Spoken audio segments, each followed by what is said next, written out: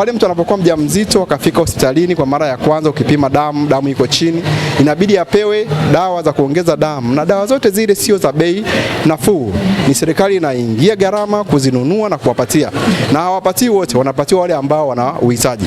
Na hii kundi la wanaohitaji linaongezeka kila itwapo leo, na sisi tunaona kabisa moja kwa moja vinaambatana na ulaji ambao sio rafiki. Kwa siku ya leo tunawapongeza sana Profesa Dorcas kwa kuleta sasa katika jamii yetu mgahawa huu ambao unatoa huduma ya vyakula vya asili. Wanatoa uji lishe hapa ambao umeandaliwa vizuri sana, na ni baadhi ya yeye ni mmoja wa maprofesa wachache sana ambao wameweza kutafsiri tafiti zao katika matendo ambayo yanaleta matokeo ambayo ni chanya kabisa katika jamii ambayo tunaweza kuihudumia. Tumeona watu wengi sana wakiandika, wakifanya tafiti kubwa, tunaandika kwenye majarida makubwa ya kimataifa na ya kitaifa, lakini mwisho wa siku ukija nyumbani huoni kile ambacho kimeandikwa kikifanyika. Kwa hiyo tunawapongeza sana Dorcas kwa jinsi ambavyo wameweza kutafsiri tafiti katika matendo, wakaenda mbali, wakaleta katika mnyororo mzima wa uchumi. Kwa hiyo tunazungumzia swala zima la uzalishaji wa vyakula vya asili, tunamgusa mkulima anayelima, tunamgusa yule ambaye anakwenda kufanya kazi kwenye kile eneo la shamba, kupalilia, kuhakikisha wamevuna, kuandaa. Vyote hivyo vinawagusa watu wengi sana, ambapo inachangia sana kwenye uchumi wa taifa letu, kwa sababu mkulima atapata fedha, mvunaji atapata fedha zaidi sana wakati wa kuandaa chakula hiki mpaka kukifikisha mahali hapa, kukifanyia, kukifungasha. Vyote hivyo vinaweka fedha kwenye jamii. Kwa hiyo inachangia kwenye mnyororo mzima wa uchumi wa nchi yetu. Na ninapozungumzia swala zima la lishe na umuhimu wake, tumeona watoto wetu wengi wakiwa wamedumaa. Takwimu zinaonyesha kabisa za kitaifa kwamba udumavu bado ni changamoto kubwa sana katika nchi yetu. Na udumavu unatokana na nini? Unatokana na ukosefu wa lishe ambayo ni kamili. Kwa hiyo tunawashauri wananchi watumie vyakula ambavyo katika mazingira yao, vyakula ambavyo ni vya asili, ambavyo vina virutubisho vyote kwa bei nafuu. Kununua vyakula ambavyo ni vya gharama kubwa, ambavyo vimeandaliwa kwa haraka sana kwa kutumia mafuta mengi na vitu vingine ambavyo sio vya asili, zina athari kubwa sana. Tumeona watu ambao wana unene uliokithiri wakiongezeka sana katika maeneo mbalimbali.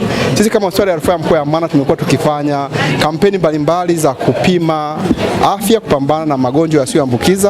Na vitu ambavyo tunakutana navyo, cha kwanza tunakutana na watu wenye shinikizo la damu la juu, tunakutana na watu wengi sana wenye uzito mkubwa uliokithiri. Na ukifanya tathmini hizo katika mambo haya ya kampeni tunazofanya, unakuta zaidi ya 20% na 10% watu wana uzito uliopitiliza. Kwa sababu kuna uzito uliokithiri, alafu kuna uzito ambao ni ugonjwa kabisa. Kama mnavyojua, jinsi ambavyo tumeumbwa sisi, tunataka kuwa na uwiano kati ya urefu na uzito wa mwili. Nataka niseme kwamba kwenye maisha ya mwanadamu huwezi kwenda mwenyewe. Wakati naanza mimi nilikuwa natambaa, siwezi. Lakini Mungu ni Mungu mwenye haki. Aliniinulia mtu wa Mungu, profesa ambaye alikuwa ni mkurugenzi wa KSMC hospitali, sasa hivi ni hayati, Profesa John Shao. Alinishika kuanzia chini, akanishika mkono nikasimama, akanishika mkono nikatembea, akanishika mkono nikakimbia. Na sasa nataka niseme, nisiposema hapa kwenye hafla hii, takuwa mimi sina shukrani mbele za Mungu. Kwa hiyo Watanzania wenzangu, rafiki zangu, ndugu zangu, kwenye maisha lazima upate mentor kukumenti wewe. Jitahidi sana upate mtu wa kukushika mkono. Mimi nilishikwa mkono na Profesa Shao na profesa yule wa Corneli, lakini pia shirika la TDS lilishika mkono kwa kiwango kikubwa, ndio maana niliweza kutengeneza viwango vya bidhaa 4 na sasa hivi ziko sokoni. Tunashauri kwamba kitarasa inasaidia sana kwa mtu ambaye unatarajia kuugua kisukari, na yule ambaye tayari yuko kwenye kisukari itamsaidia hii kitarasa ikiwa na washirika wake, lakini yenyewe peke yake tunasema kwamba uitumie sasa kabla hujaugua kisukari. Tunaamini kila mtu ni mgonjwa wa kisukari mtarajiwa, aidha mgonjwa wa pressure mtarajiwa, aidha ni stroke mtarajiwa, kwa sababu hata aliyeugua sukari, aliyeugua pressure hakuomba kwamba naomba niugue hivyo, alijikuta tu amekuwa mtarajiwa na amepatwa na hilo tatizo. Kwa hiyo tunashauri kwamba ukitumia kitarasa kitakukinga na ugonjwa wa sukari au ugonjwa wa kisukari. Ndani ya kitarasa, na kitarasa imekuwa maarufu sana, kuna hormone ya insulin. Hiyo ndio imeipa kitarasa umaarufu na ukubwa huko duniani. Kitarasa hichi ni moja ya bidhaa bora 50 Tanzania. Unaweza ukapiga makofi. Dokin Organic Farming imekuwa inatuzwa kwa kupitia kitarasa kuwa bidhaa 50 bora Tanzania. Sasa unaweza ukajiuliza, Tanzania ina bidhaa ngapi mpaka kitarasa kiwe ni bidhaa bora 50 ya Tanzania ina tuzo? Hii inathibitisha kwamba Dokini wana kitu, Dokini wana jambo. Kitarasa hichi pia kimeendelea kufanya maajabu kwa kuwa ndizi ya tofauti. Unaweza ukala ikiwa hata mbichi kama unavyoweza ukala carrot na mengine mengi. Ukiingia kwenye mtandao ukiisoma kitarasa, sisi ndio mabingwa wa kitarasa nje na ndani ya Tanzania. Unaweza ukapiga makofi. Kitarasa hichi pia tumetengeneza kiwango cha Afrika. Unaweza ukapiga makofi, ni hatua kubwa sana. Kitarasa kina TBS kwa wale wasiojua. Wengi wamebumba kitarasa huko mtaani, watu wakila wanapatwa vya kupatwa, wanarudi kwetu tunawaambia hapana, ulipata kitarasa feki, kitarasa original ni hichi hapa. Karibuni sana.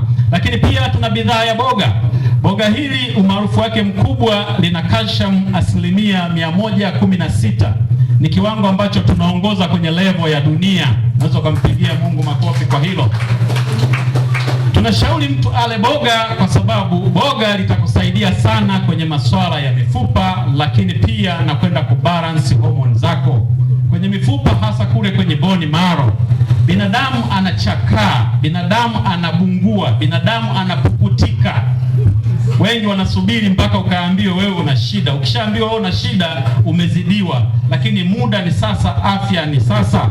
Boga hili kama tulivyosema, tumepata umaarufu kwa sababu ya hiyo kiwango kikubwa cha calcium. Lakini pia tumetengeneza kiwango cha Afrika Mashariki kwa ajili ya hilo boga. Unaweza kumpigia Mungu makofi pia kwa ajili ya hilo. Boga hili lina TBS.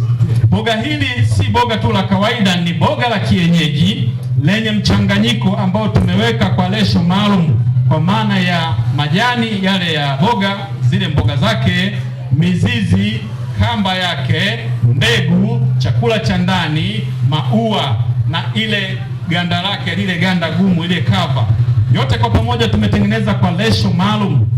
Ndio maana imekuletea hiyo 116 ya madini ya calcium. Lakini pia kuna zinki, kuna iron na kuna vitamins za kutosha. Kwa hiyo tunashauri mtu ule sasa chakula kama dawa kuliko kusubiri baadaye ukaja kuzidiwa ukaanza kula dawa kama chakula.